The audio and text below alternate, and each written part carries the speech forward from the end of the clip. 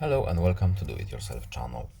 Today I will show you how to set up one-handed mode as a button press in Samsung Galaxy S22. Where to find this option and how to change this function's shortcut. So we need to go to Settings, then Advanced Features, and here we have one-handed mode. Right now it's set up as a gesture, as you can see from this little preview here. We can also use a button. So by double tapping home button, we can activate our one-handed mode. 1, 2, and as you can see, it's working. So now we have button as a shortcut to our one-handed mode.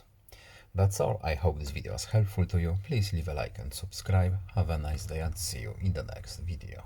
Goodbye.